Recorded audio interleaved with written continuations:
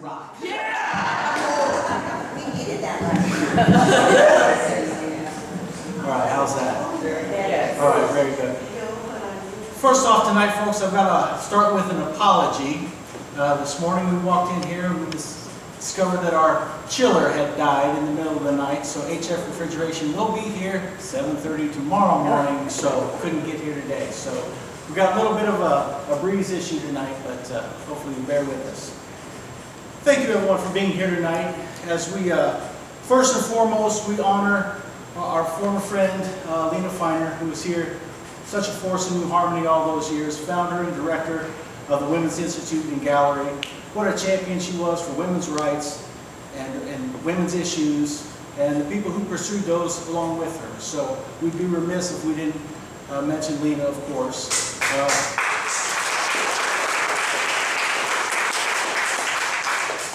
And we're so honored to be able to honor her, give back with the Arlene Feiner Memorial Research Grant for Women's Studies, which, as many of you know, we've done this for a few years now. Special thanks to the Feiner Selection Committee, Jeannie Maudlin, representing the Friends of the Working Men's Institute. I think she's here tonight. Linda Warham, a WMI member. Melora Adams, our collections manager here at the Working Men's Institute, representing the staff, us right here. Professor Jen Horn from USI. Dr. Annette Parks from the University of Evansville, recently retired.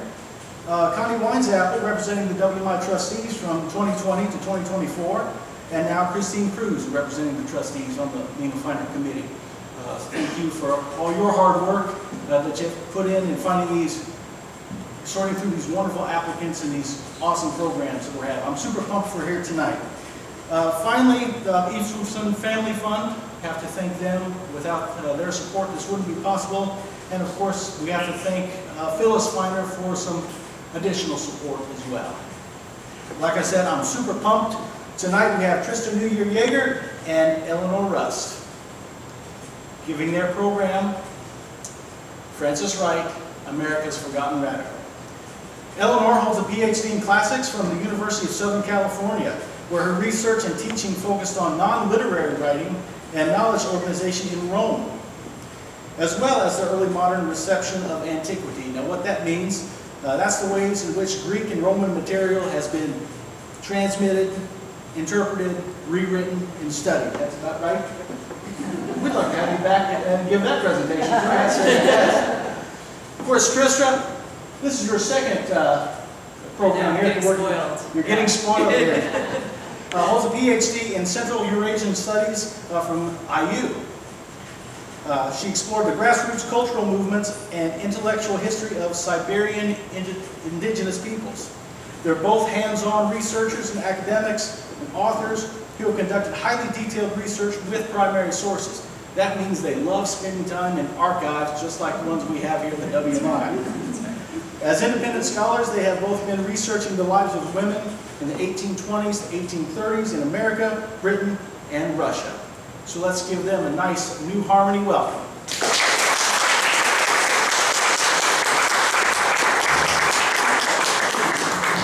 I'm going to grab the mic here, so we're gonna do this a little bit less like sitting behind a table.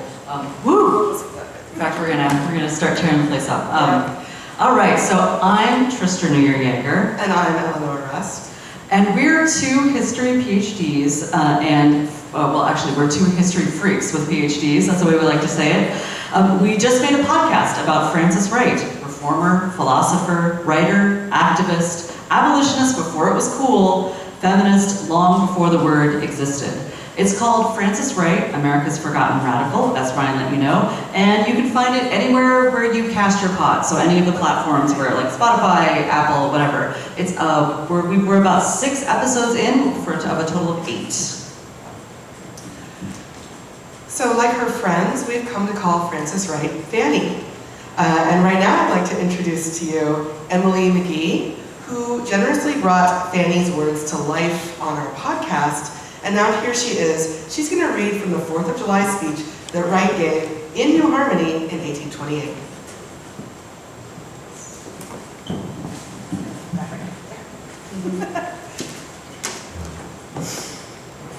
It is true that we have much knowledge to collect and consequently much to amend in our opinions and our practice. It is also true that we are often ignorant of what has been done and quite unaware that there is anything yet to do. The very nature of the national institutions is frequently mistaken, and the devotion exhibited for them as frequently based on a wrong principle. Here and in other countries, we hear of patriotism.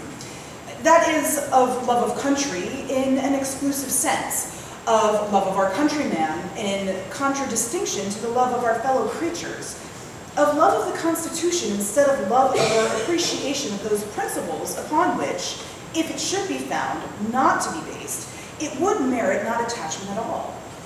The sentiment here adverted to involves much of importance to us in our double character of men and citizens. That double character, it will also be useful that we examine as much confusion prevails in the vulgar ideas on the subject. It will be conceded that we do not cease to be men when we become citizens, and farther, that our happy existence as human beings is of more importance to us than our artificial existence as members of a nation or subjects of a government. Indeed, the only rational purpose for which we can suppose men congregated into what we are called nations is the increase of happiness, the ensuring of some advantage, real or imagined. The only rational purpose for which we can suppose governments organized the same. If, upon examination, we should find the object not gained, the experiment, so far as it went, would have failed, as we should then act rationally to break up such national congregations and to change or annul such governments. Or what reason shall we be offered for our consulting the interests of a government, unless its interests are in unison with our own?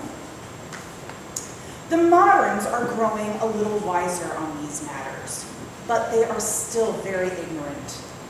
The least ignorant are the people of this country, but they have much to learn. Americans no longer argue that the propriety of making all men soldiers in order that their nation may be an object of a government, an only object for which a people, free to choose, can have a government at all. They have farther almost excluded war as a profession and reduced it from a system of robbery to one of simple defense. In so doing, they ought also to have laid aside all show of military parade and all ideas of military glory. If they have not done so, it is that their reform in this matter is yet imperfect, and their ideas respecting it are confused.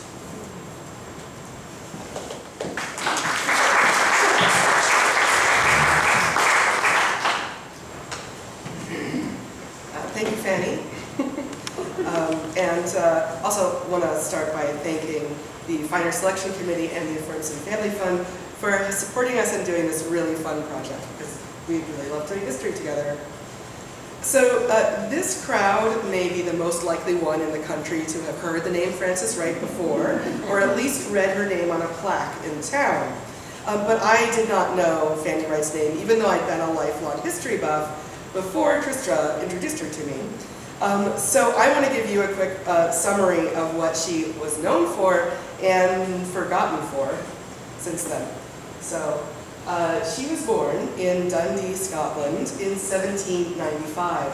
And actually she was born on September 6th. So tomorrow, please celebrate her 229th birthday. One out for Fanny. Yes. So she was raised in wealth and privilege as an orphaned heiress in the UK. I like to think of a Jane Austen novel or a Bronte novel.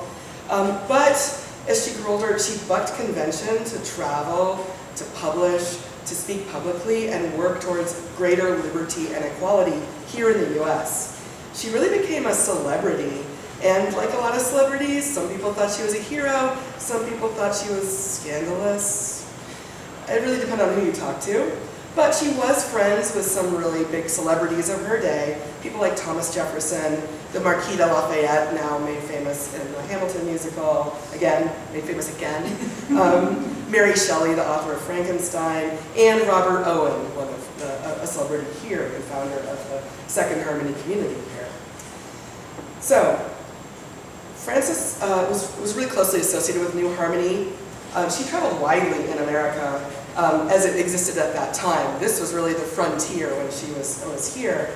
And it was really an important place in her, over the course of much of her life. On her first visit, Harmony was in transition, and some of the Rappite community was still at work here, while Robert Owen and the Owenites were taking over. But she just kept coming back over the years. So this is her depicted in the kind of reform dress of the Owen community with those big billowy trousers. And she works especially closely with Robert Dale Owen on several projects that I'll be getting to in a minute. But she met a number of really important friends and collaborators here in Owen's New Harmony, including Josiah Warren, the Cincinnati anarchist, and the man who she eventually married, his name is Paul Darosmont, a Frenchman who taught in New Harmony's educational programs. So let's talk about how she gained fame in her time. She started as a writer.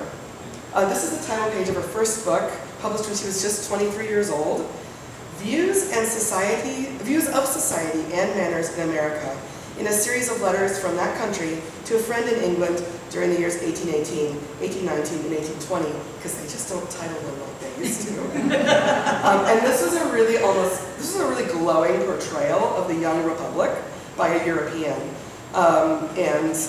So reception really fell on political divides.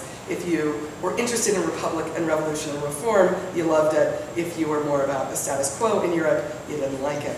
But she continued, this is her first book, she continued to write prolifically over most of her life in newspaper articles, in books, in private letters.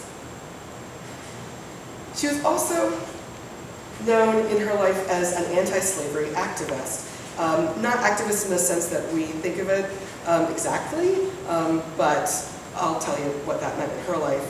She founded her own intentional community, inspired by the Harmony communities here, called Neshoba, in the wilds of western Tennessee near Memphis. And this was nearly 40 years before the Emancipation Proclamation, and there wasn't really a national abolitionist movement yet that had defined goals.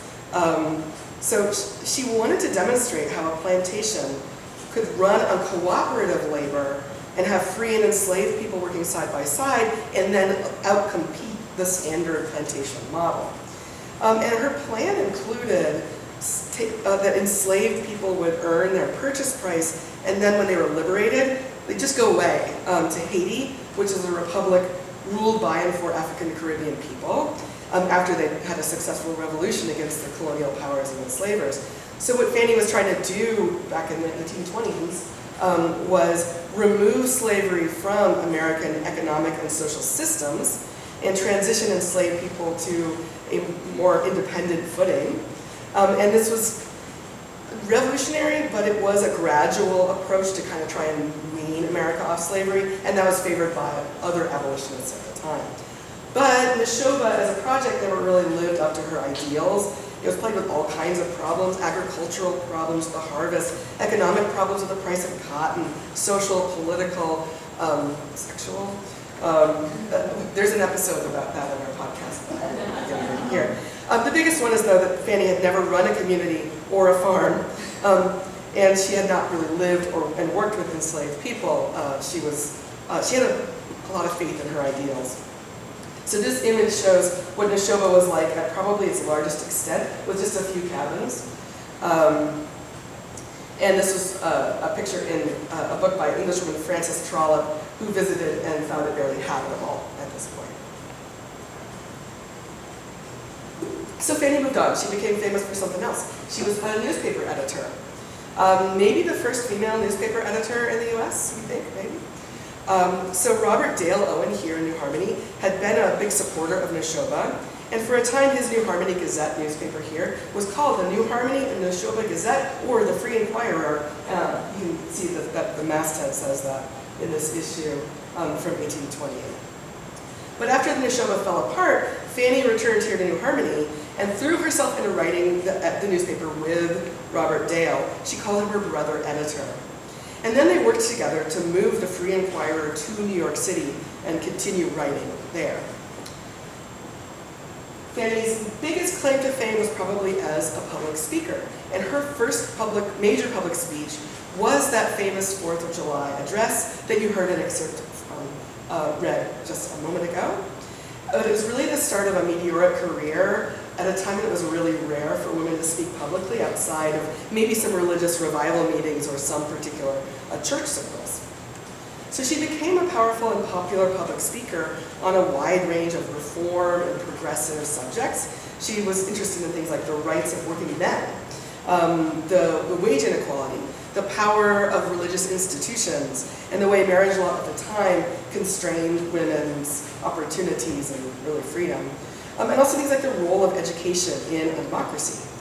So that kind of public speaking, and she traveled far and wide doing it, she attracted many supporters and admirers, and for some, her name really was a rallying cry for any kind of progressive organizing. You could vote for Fanny Wright tickets, you could join Fanny Wright societies to talk about all of these progressive ideas, but many did not approve and really fought back.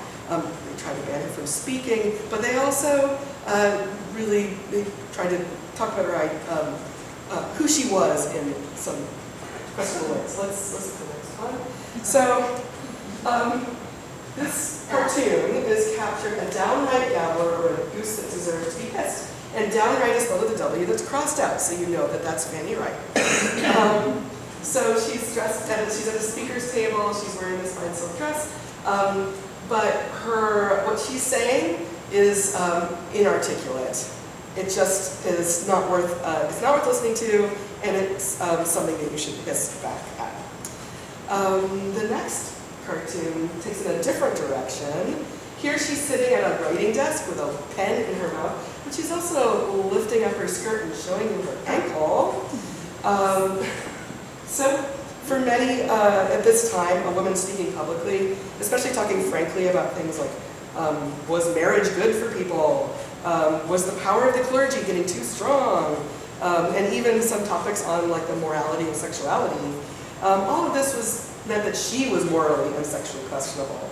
She's showing herself off and talking too loud, and that's pretty close to being loose. So that's one of the ways in which her fame backfired, and her name became an insult for many people, until at some point, other reformers started resenting how opponents could silence them by saying, what are you, some kind of Fanny Wright? So, by her final years in the mid-1840s, Fanny was no longer quite the larger-than-life figure she'd been. She became mired in legal, personal, and health troubles, and she settled in Cincinnati, still kind of a rollicking frontier town. It's kind of a boom town at that time, and she died there in 1854. If you do the math, that's in her mid-50s. But you can visit her grave, as we did for our podcast, at the beautiful Spring Grove Cemetery, and she has a charming obelisk that's inscribed, "I have wedded the cause of human improvement, staked on it my fortune, my reputation, and my life." So I'm going to hand it over to Tristra, now that you know Fanny a little bit, to dig into our approach for this project. Yeah, I'm good. I'm gonna do it this way. I don't know. You may be wondering why in the world make a podcast about some lady in the 1820s, 1830s. As interesting as Fanny is to historians, what we thought she had a lot of relevance to our current day. And I will explain exactly why as we talk a bit about some of the scholars we brought in. But we really, really wanted to take Fanny out of the sort of historical biography framework and to move her into the public conversation. Just like, say, if you made a musical about somebody, or if you made a Netflix-style film with lots of like mood lighting and post-production. We wanted Fanny to get a little bit of that same treatment, so that she came to life a bit for people, and people could sense that the dilemmas she faced and that she grappled with are the same dilemmas we are still grappling with, to some extent, as a nation. We really wanted to emphasize all of the facets and complexities surrounding Fanny by bringing in different voices. So if I'm an academic historian and I write a biography, it's very difficult for me to, for instance, have a conversation within my work with, say, a scholar of color who's a specialist in antebellum slavery. I can quote them extensively, I can draw on their research, but it's just not the same as having a conversation. So we thought that was a really valuable approach to this particular historical figure and person. We also wanted to make something, honestly, that non-history, non-academics would really dig. So the podcast format is really accessible. You can get fairly deep in the weeds, but it can still feel friendly, open, welcoming, and so that's why we chose that particular format. I love it. So, in short, we really felt we needed to have a multi-vocal approach.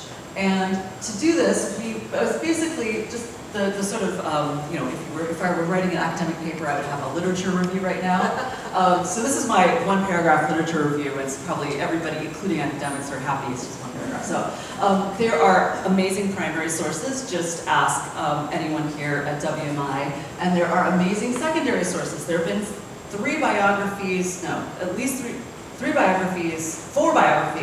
of Frances since her death.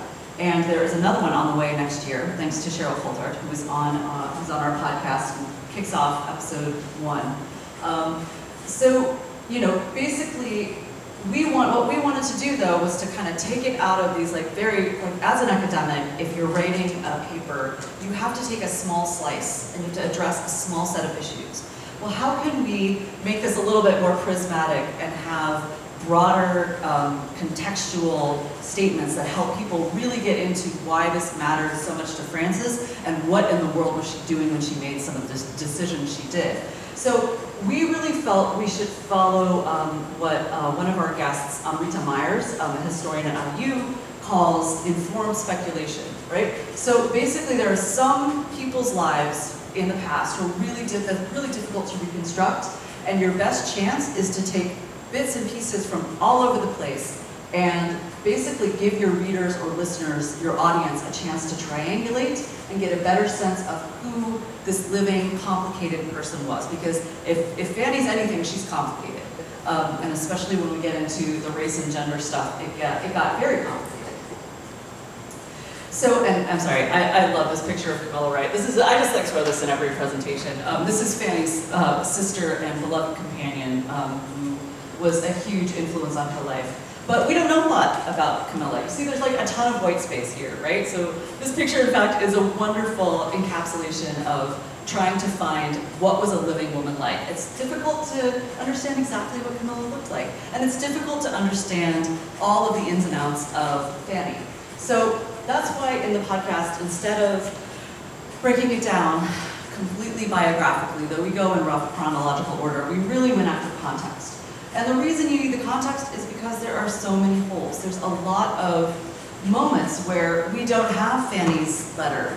She didn't keep a journal, right, that we know of, that is accessible to scholars. There may be out there in a trunk that was lost somewhere in the early 20th century. But we don't have access to her the stuff she wrote just for herself. Like, just to contrast, Mary Shelley, for example, had a very detailed journal, and a lot of other people of that era have really important personal diaries, sometimes about pretty racy stuff. You can really get an idea of what their day-to-day thought process was, or the experiences they had. We don't have that for Fanny. So instead, we tried to use audio and to use interviews and conversations to shine a light on many of the aspects of Fanny's life that would be really, really hard to cram into a single book, and that would be very difficult to completely support with hardcore academic evidence. So we talked to a bunch of scholars, and we have, as I said, we have a total of 8 episodes. I think we talked to 14 people, something like that. About 2 scholars an episode. One of them is Etta Madden, who some of you may know here. She's been to New Harmony a bunch, has done some research here. She basically helped us understand the sort of the overarching scene for women writers in the early part of the 19th century. Why they wrote, what they did, what they didn't write about, and sort of what was acceptable material for a woman to produce as a fiction writer or a nonfiction writer, and what wasn't. And we have someone, sorry, we've got one of our scholars here in the audience, Sylvia Rode, and we also spoke with Carolyn Kissel about utopian ideals. and sort of the practical aspects of running a community. So Sylvia helped us understand more about harmonists and harmony, and Caroline gave us a really interesting set of insights into George Flower, who is, was a really important figure in Neshoba, who was actually a big figure in the history of New Harmony as well. He was based over in Albion, Illinois, the heat's getting to me. Albion, and became a very close friend of Frances Wright and really instrumental in helping her turn her anti-slavery plans from these grandiose ideas into a practical farm, which was Neshoba. So it was really, really fun to dive into the utopian side of things. But we also wanted to really explore the race aspect of Frances Wright's life. And that is something that past scholars, just because if you're writing a biography, you just don't have time to be like, and here, I'm going to tell you everything there is to know about early American anti-slavery organizing. But we really could take the time to do that. So 2 scholars we turned to basically gave us some interesting insights into the overlap between working people's movements, so the working class kind of working men's movements, how they connected or didn't connect with abolitionism, and basically where Fanny fell in that continuum. She was very much a part of this fabric of American progressives of all different kinds. So we spoke with a young scholar, Sean Griffin, who has written several papers about Neshoba and just put out a book about the Working Men's Party and abolitionism. Super interesting stuff, and really gives you, let me just say, I'm not on a soapbox, I'm behind a podium, but I want to get on a soapbox for a second and say the past is not owned by conservatives. America is just as much a wacky, progressive dreamer country as it is, foursquare and seven, the real formal kind of pantheon of American patriotism. That's all real too, but the cool thing is when you talk to people like Sean Griffin, you see how, that what we would now call woke has a very deep taproot that goes deep into American history. Anyway, we also spoke with the amazing Jack Kaufman-McKivigan, who is a longtime scholar of Frederick Douglass, has done an incredible amount of work with Frederick Douglass's voluminous papers. I think, I don't know, it was like how many volumes? They're on like volume 30 or something. There's just like, it's crazy how much Frederick Douglass wrote, and it was really fun to talk with Jack specifically about the process of looking at this transitional period, right? Frances Wright was sort of the very beginning of the anti-slavery movement, and as you move towards the Civil War, you have folks like Garrison and Douglass who are coming out saying, we need to abolish things now, we're going to do it completely, and African Americans are slaves. So it was really fun to talk with him about that. And we also got to do a real deep dive into the intersection between race and gender and how all of that played into the kind of scene that Fanny was a part of. So again, it's race is so important to understanding Frances's life, especially Neshoba, and we really felt like it was worth spending some time there. It's also the third rail of American culture. Well, maybe we could argue classes, but it continues to be a real difficult, tender subject that needs to be explored historically. And the reason it's so helpful is because you see the incredible variety of perspectives. And one thing that Leslie Harris and Amrita Myers were so amazing at helping us with was helping us really understand the relationship between black and white progressives. And there was a lot of tension, but there's also a lot of co-organizing and working together. I really want to recommend both of their books. Leslie has done incredible work in public history, and she's also an amazing scholar of how slavery impacted free blacks in cities like New York City, and how free blacks sort of organized and became part of the anti-slavery movement.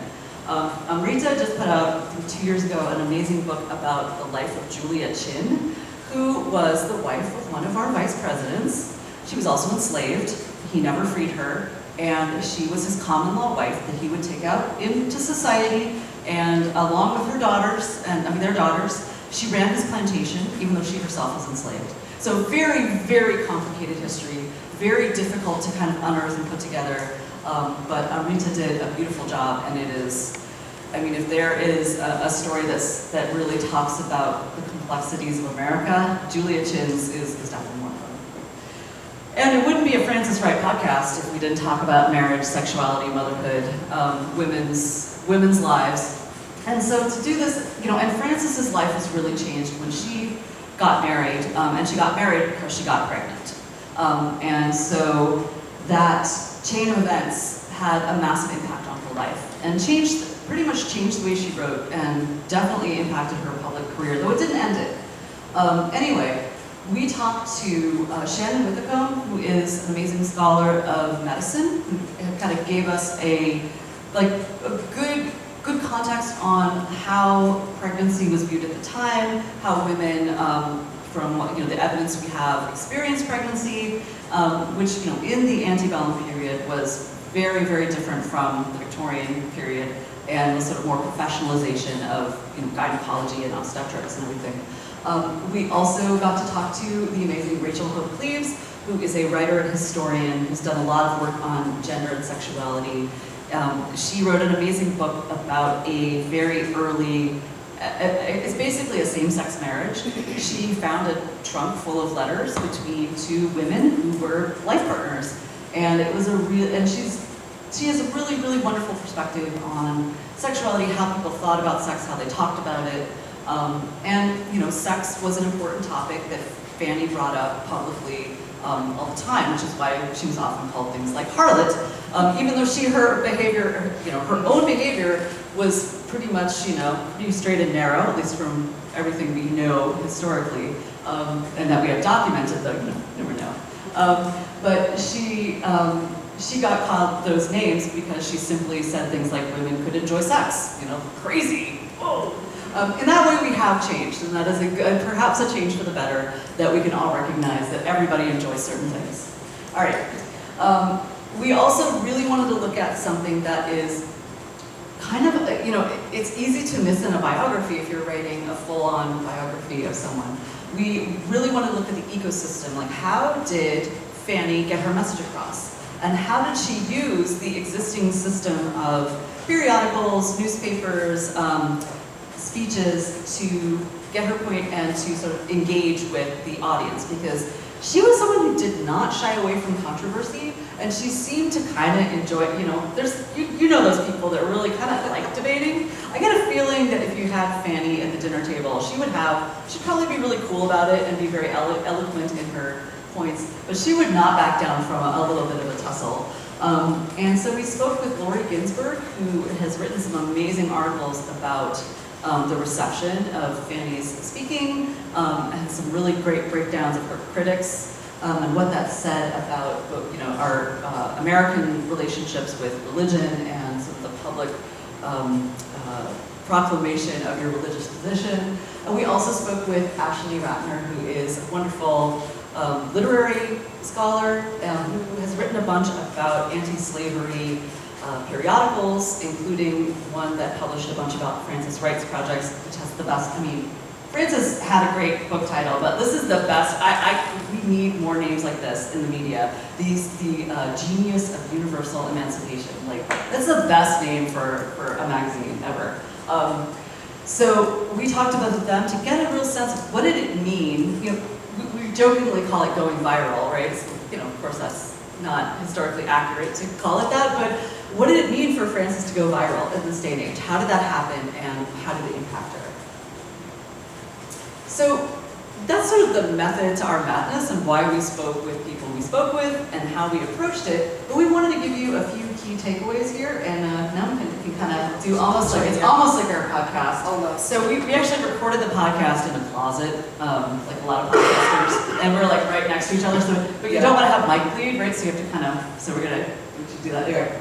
So one thing that, and this is something that if you've talked to any scholar of New Harmony or of communal studies, they will tell you that failed reform projects can still have a lot of impact. There is no such thing as failure when it comes to, well, maybe there is, but failure is not necessarily what we think it is when it comes to these kind of projects like utopias.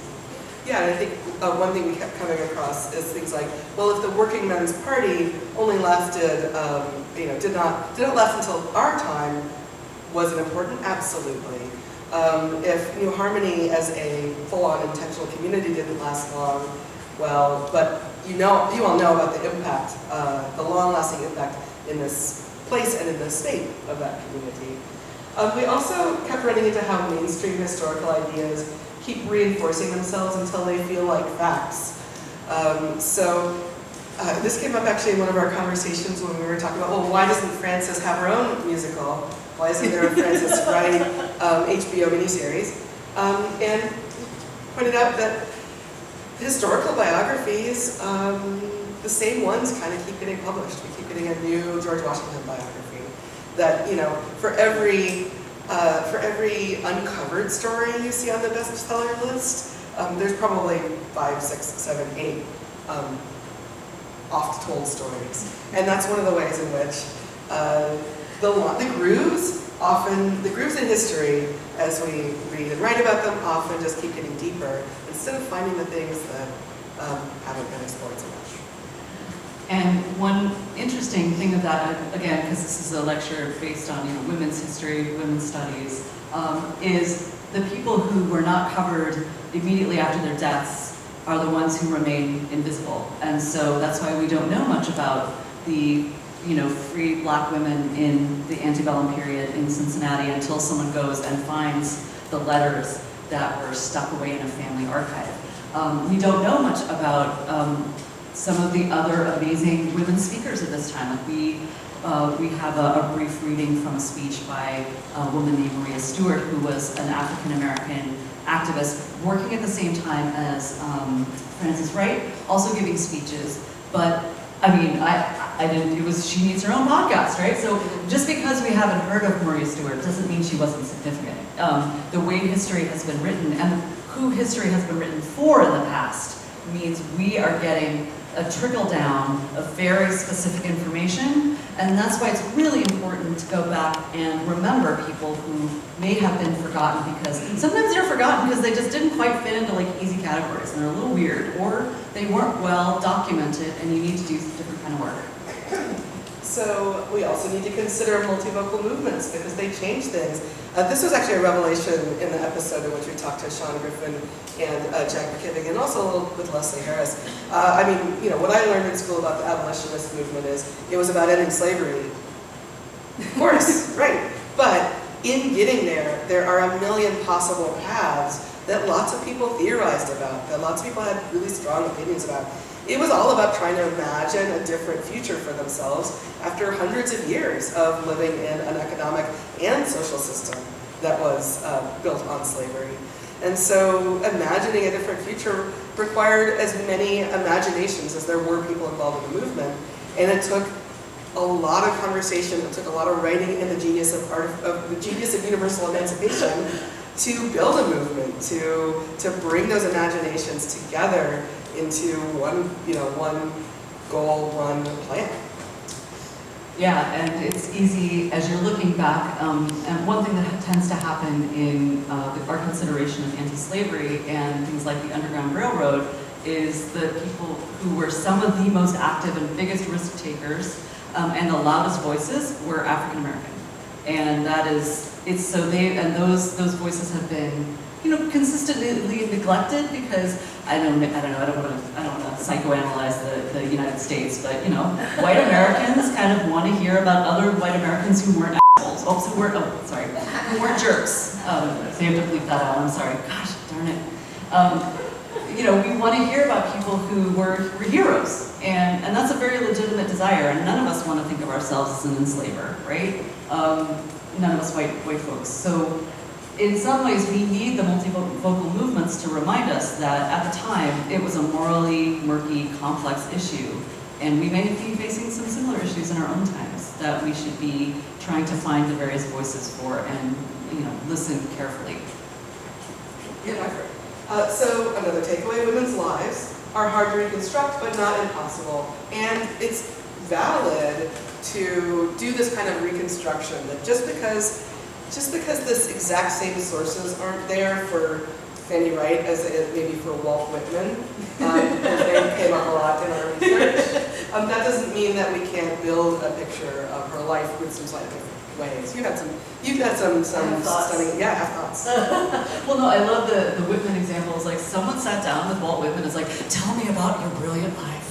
And a lot of women, even though they may have done something quite extraordinary, there's, let's say Lucy Say, who is, here in New Harmony. No one sat down with Lucy Say and was like, tell me about how you're an awesome artist, right? So because that didn't happen, it can be very difficult to go back and find sources that in a very strict kind of old school historical setting would be considered legit, right? So, that means, and this is another, just to cite our buddy Amrita Myers again, her work was a great example of this. She drew in things that are often really siloed, like archaeology or material culture. So looking at a family quilt can be a historical source if you're trying to look at a particular woman's life. But you obviously need to proceed with care and caution. You need the basis of primary, sort of traditional primary archival sources. You need the secondary. You need it all. But the problem is that we can't exclude a whole body of evidence just because it's not a written paper, right? Anyway, and last but not least, this is a good one. Yeah, I think this is our one of our biggest takeaways is that we can admire radicals like Fanny without falling into hero worship, and that leads to better understanding of what we ourselves can change. The point of Fanny is not to say, oh, finally we get an anti-abolitionist woman hero in the past. That's somebody we could model ourselves after. Okay, she's the right hero. Thomas Jefferson, he was an enslaver or whatever. It's not that we're looking for a new hero.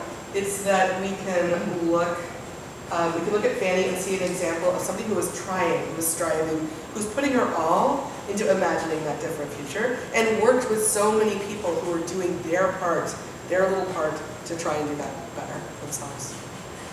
Yeah, I think the temptation nowadays is to look for historical figures that tick a bunch of boxes that are the boxes we want, instead of understanding them and trying to get, again, the context, their lifetimes, why it mattered.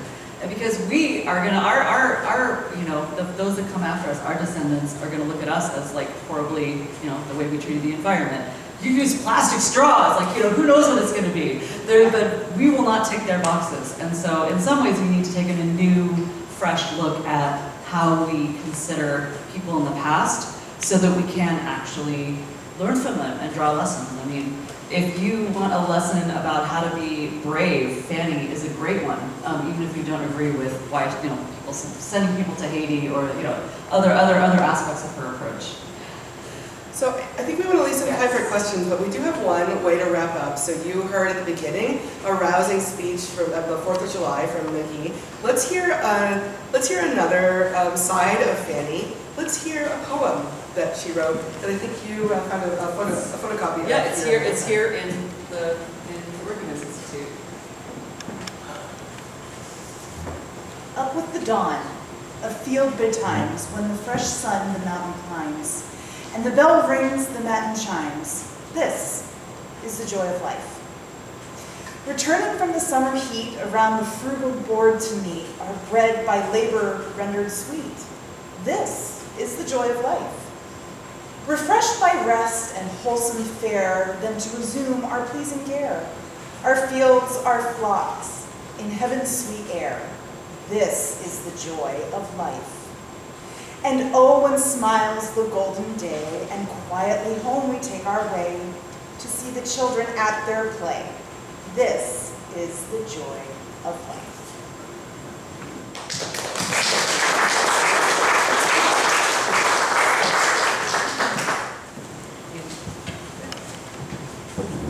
I like holding microphones, so Go for it. yeah. Go for it. Does anyone have any questions, or do you want to start their own podcast? We've got tips for you. Oh yeah, we have both tips and some ideas about historical figures who really need their own podcasts. So let's know. Okay, Yeah. do you think Fanny's child was her husband's? Oh, Wow. isn't this like, I think, Yeah. do we think Fanny's child was her husband's? Wow, isn't this like, this has been, Some document, or not documentation, but some theorizing Yeah. that perhaps it wasn't her husband. Anything is possible. I think without a genetic, you probably, actually, I wonder if you could do some, because her daughter, so Silva, which is Fanny Wright's daughter, had 2 sons, one of whom became a very, very funky Episcopal minister in New York that had like Zuni corn dances during the liturgy and stuff like that. Like clearly something ran in the family, and he was a prolific poet as well. So, and I think he has some design. Judging by Ancestry.com, yes, I do stalk my favorite historical people on Ancestry.com. I believe you could probably trace someone down and you could probably do a DNA test. Because he had a bunch of descendants too, and he had a previous, I think he had a, if you look, I don't know, it's Silva was very embarrassed by her mother. yes, she was. She actually testified in Congress against Yes. women's suffrage, which, talk about complicated. One of Fanny's friends in Cincinnati, Amos Gilbert, who wrote a memoir of her kind of in order to keep her flame alive, said that Silva asked Fanny's friends for documents, for manuscripts that Fanny had willed to them. She asked to hold on to them and did not publish them. Fanny had written this whole history that she wanted to have published, and Silva sat on it. Yeah, but, okay, in fairness to Silva, that obelisk that we saw in Spring Grove Cemetery, apparently Silva did erect that for her mother, and she's buried right there, too. So... And they were estranged for many years. Yeah, it was a complicated, strained relationship for sure, yeah. If you're feeling like you're really excited by this topic, you can Google the divorce proceedings in the Ohio courts and really read about the sort of blow by blow if you're into that kind of thing. Do we think, I think anything is possible. But Occam's razor says it was most likely him. Okay. I don't know. All right, what do you think? Okay, what I want to know is that if it wasn't his, why did she marry that guy? Yeah, she could have done much better. Right? She could have done much better. Yeah. Sorry, yeah. Everything she was. Really, that guy was, he's a pain. He's a pain in the, I can't swear. Okay. So for those of you who don't know all of the historical tea, basically evidence suggests that at least early on in their marriage they had like a reasonably equitable marriage. Because of course she'd always been saying like marriage as the laws stand now really removes women's identity. It makes them non-people. That's not good. So there's some evidence that he was cool with them kind of living separate lives and being kind of independent actors. She always used the right name as well as her married name at times. But when things got ugly, he used the full force of the law to tie up her wealth and her child in custody and lawsuits around her wealth. Because strictly speaking, her wealth was his wealth once they married. So when things were going his way, he was fine using all of the laws that made him dominant in the relationship. He was fine when he was teaching at the Showa, Yeah, but once they were actually married, right. he expected her to be a wife. Right. Maybe it was a tradition. So there's a memoir in Cincinnati by a house builder named Joel Brown, who worked on the house that Frances Wright bought from Josiah Warren there. And he says that Paul D'Arcemont referred to her as Frances Wright, that they talked about being equals, and that was really notable. Like that's something that even in the early 40s, I think. I actually don't remember the dates on the lawsuit.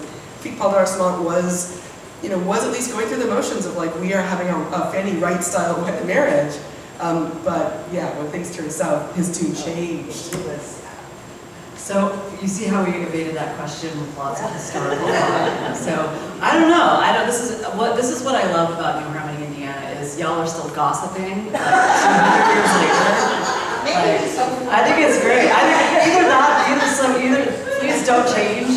You're like wonderful stewards of like the racier side of the past, but also either that or we need some new scandals here in New Harmony. So we're gonna maybe get another like boatload of knowledge too.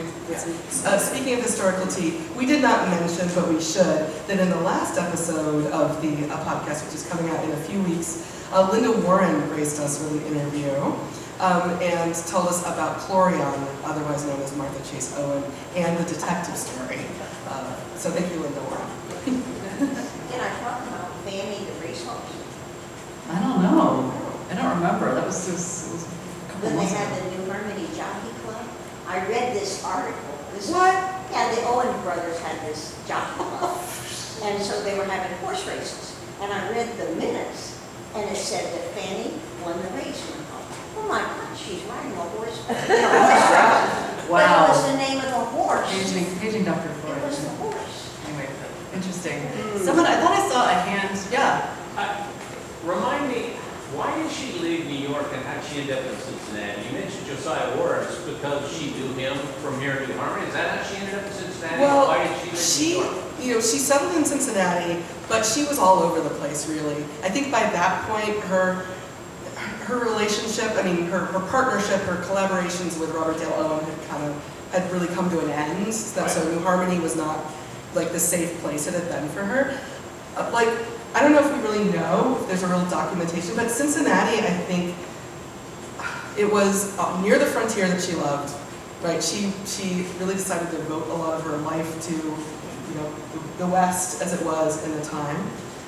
It was a little bit away from the social circles in New York. It was closer to Neshoba, which she still owned. She still owned Neshoba. Silva lived there after Fanny's death. So I think it just felt like the right place. It was a boom town, but it had this frontier spirit, and was just a little bit away from, from the centers of politics.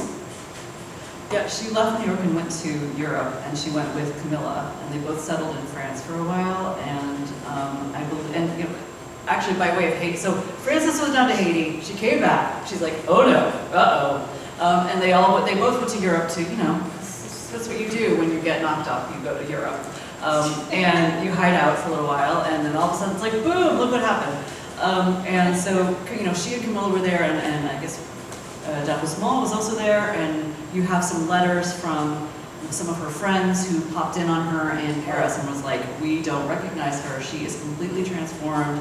She's like, basically she went like full hippie mom. Like, if you can imagine the 1830s equivalent of somebody with like a, constantly carrying their baby, and their baby's always naked, and like, everybody's like eating oatmeal all the time. Like, that was sort of what her friends saw. They were just totally flabbergasted because she'd gone from being this elegant public figure who had a very fantastic sense of style to like sitting around in this like cramped, grubby French apartment with her baby. And her sister died during that time. So it was a pretty devastating time for her in terms of life transitions. And eventually, I think when she came back to the States, she was kind of sick of her old haunts and went to Cincinnati. One way to think of Cincinnati at that time is that it actually was kind of a travel hub, right? It was a boom town. I can't remember what exactly the numbers are, but over between like 1800 and 1850, it grew exponentially. Like, it had gone from a few hundred people, I think, to 40,000. Yeah, I can't remember the exact numbers, but it was growing enormously. And it was on the Ohio River. She traveled the Mississippi a fair amount, traveling down to New Orleans, leaving for Europe from New Orleans. She was a rolling stone. Even after she settled in Cincinnati, she went back to Europe at least once. She went back to New York. It was just a home base from which I think she felt like she could travel wherever she wanted, wherever her mood took her. Yeah, it's really fun to study this period because you're like, oh, it took forever to get from point A to point B, but then it's like, then there she's here, and then like a couple months later, she's like gone here and gone back, and she's like, how did that happen? And we needed like the equivalent of a Frances Wright murder board, right, with little pins stuck in it and like string. Well, Cincinnati gave her the transportation mode. You had steamboats, but then they also took some trips by stagecoach across the Allegheny, which, as like women in their 20s, like Camilla and Frances, and I think that sounds horrible. I think that sounds like a horrible, horrible way to travel, but they did it more than once, so. Yeah. Did I hear you say that she opposed No, her daughter did, so. She was very much for it. No. It's a good question. Although in Fanny's time, the women's movement that really started with Seneca Falls around suffrage had not started yet. So like the focus on women's voting was not like the guiding goal. Again, it was like she was anticipating this national movement that crystallized around one goal and kind of one way to do it. She was anticipating that, and so really I think spent a lot of time stating the problem. Totally, totally. And she's also was really, really concerned about things like divorce laws, and other aspects of women's lives that were, in some ways, like it's great to be able to vote, but it's also kind of first you have to become a person in the eyes of the law, and the way marriage and divorce were structured legally with was it couverture, you are basically you're a possession. Just like today, pets in Indiana are possessions in the eyes of the law, women were possessions of the men in their lives. Fun. Yeah.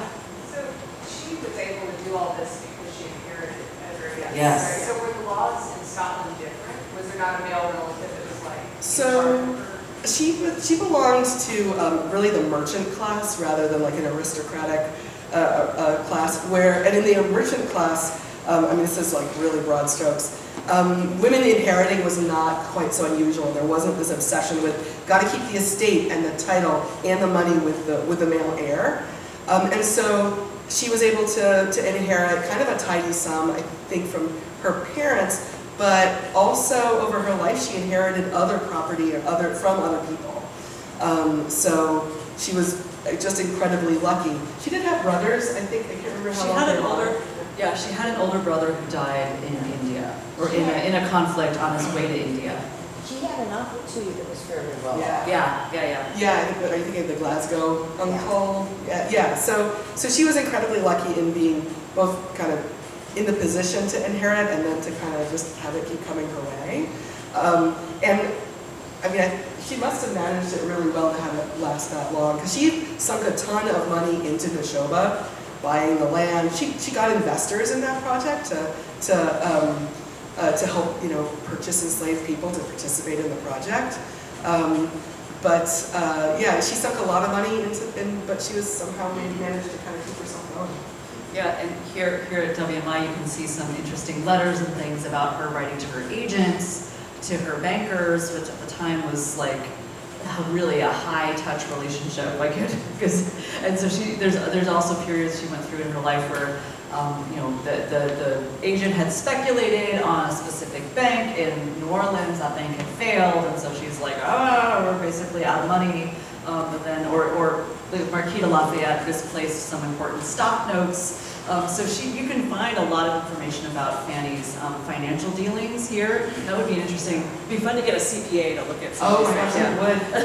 Banking is something we didn't get into at all in the podcast or here. But it was a huge issue, both sort of in legal reform, but also just. That would have been fun. That would have been a fun other episode. Yeah.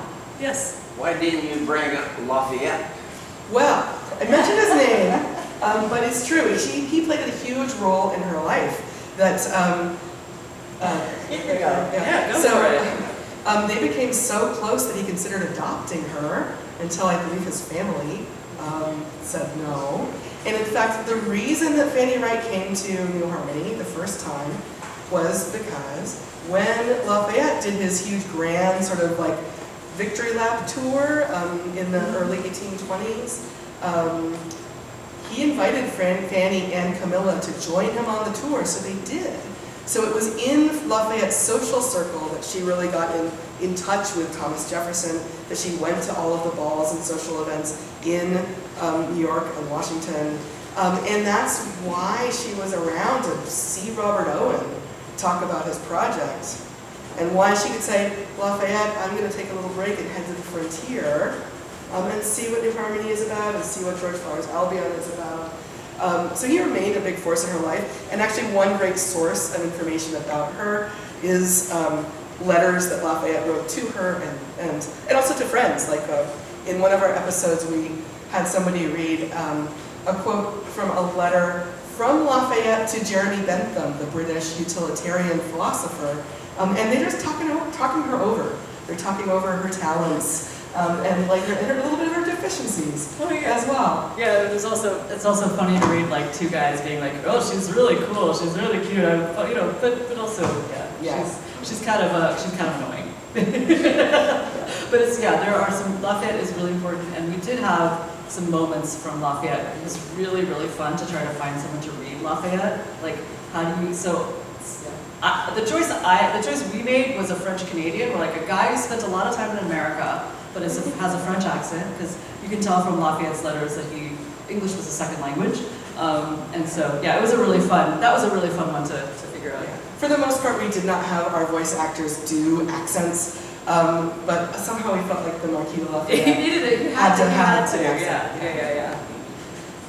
I don't know how we're doing on time, but, oh. So do you know what happens in the show, but it's in capital? Oh yeah. So it's interesting. I think actually here in WMI's collection, there's a bunch of stuff on Neshoba. Oh, do I need to speak up? Repeat the question. Oh, the question is, what happened to Neshoba afterwards? So after, it was really only about 2 years that people lived there in a large group. Part of it was malaria. We forget about, we should have done an episode on malaria too. Malaria and banking, like a joint episode. Yeah, right. The episode everyone can skip, right? So malaria was a huge problem here in New Harmony. It was a massive problem in Neshoba. And Frances Wright, Camilla's boyfriend / then husband, Richardson Whitby, and a bunch of other people all got malaria, and so or dengue, because there's some differing facts. So everybody got really sick, and that's why they kept coming back to New Harmony, because it was less malarial here at the time. So and there was a big scandal in Neshoba that we get into at length in the podcast. We didn't talk about here, and basically everybody kind of parted ways after a few months after the scandal breaks. And winds up back here in New Harmony. There are still enslaved people there. The Wright sisters find an overseer who kind of manages their property for them. And in a traditional way. I mean, there's not a lot of information about what conditions were like, but eventually Fanny felt it was imperative to take people to Haiti and get them out of there, because there are some oral histories from the Memphis area that neighbors were mistreating, especially the women who were enslaved there. So once everyone had left Neshoba, they still had this estate, they had this land, and it was held onto by Silva. And I'm not sure what the next generation, like her sons, what happened to it, but they were very much in like the Tennessee orbit. I think they lived in Neshoba, and one of her sons went to seminary in Sewanee, so which is not awfully, it's kind of far, but it's pretty close by, right? And yeah, that's sort of the history that I know. It's still, there's a park there. It's, now it's Germantown. There's a really very cryptic marker. Someone needs to fix it, because it's like, don't mention I've been there, and it doesn't say much about the blacks being there or the slaves being there. It talks about a plantation. It makes it sound like, Although, I mean, it sounds like for most of its history, it might as well have been. Right? It's that like Fanny's Big Ideals, big project. I don't know if the enslaved people there felt like it was any different, right? Well, so George Flower and Fanny attempted to try a regime which might remind everyone of Robert Owen's approach to discipline, which is basically you offer praise, you offer instructions, there's no punishment, and you're supposed to just incentivize, not disincentivize. And this was a difficult shift in strategy for the enslaved people, to put it extremely diplomatically. And they came from different regions, so some of them were from parts of the South where one method of work was used, and some were from another one, so the task versus the gang method, which is different labor management practices on plantations. So there was a lot of confusion, and eventually a real crisis of authority once George Flower left, because George Flower had experience working with formerly enslaved people in Illinois, or free, I think they might have been some free blacks as well.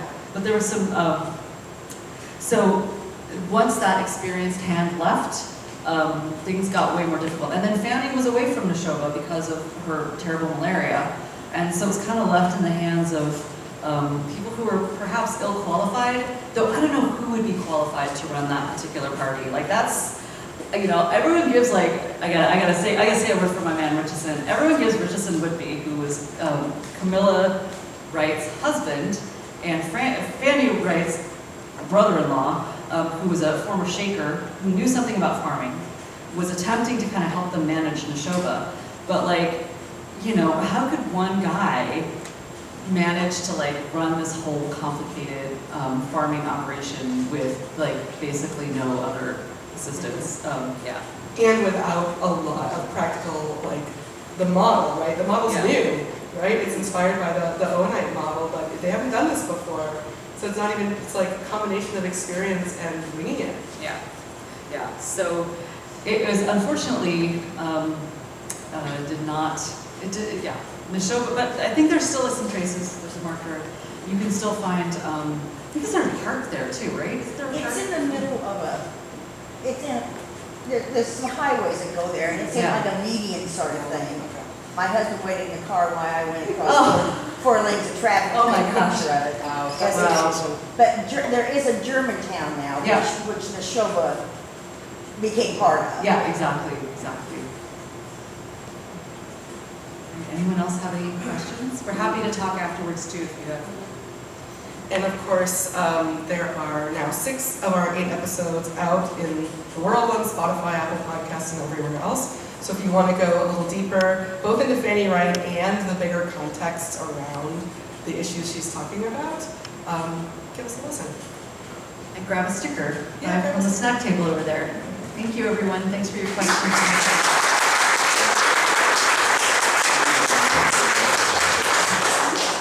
Just one more minute.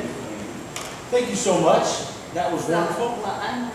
And for fans of the Feiner grant and the Feiner programs we have, on March 12th, 2025, Rebecca Hope, the adjunct English professor for the University of Northwestern in St. Paul, she will be giving her project, Women of Paradise, Contributions of Female Boat Loaders to New Harmony. See, 2023 was such a great year for applicants. The selection committee picked 2. Of course, 1, and then What was Rebecca- that? What was that date, Brian? March 12th, 2005.